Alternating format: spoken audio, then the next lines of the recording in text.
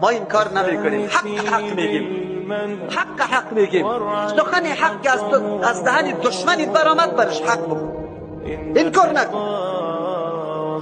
امروز اگر دنیای کفر میگه که خشونت علیه زنا هست در بین مسلمان ها، بالکل ما اعتراف داریم، بالکل هست، راست میگی، این کار نمی کنیم که خشونت نیست، واقعیت است، واقعیت است.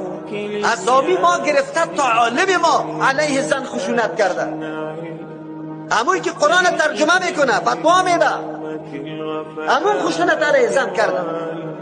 و ما نه تنها که گناه کردیم، دو گناه کردیم، دو جرم. این جرمی که تو ظلم سری زن کردی، این خود جرم است، جرم شخصی است. جرم عظیم دیگر تو کردی، چهره پاک اسلام مغشوش ساختی، موقع انتقاد و اعتراض برای نجسا و پلیتا دادی که علیه مسلمان انتقاد بکنه.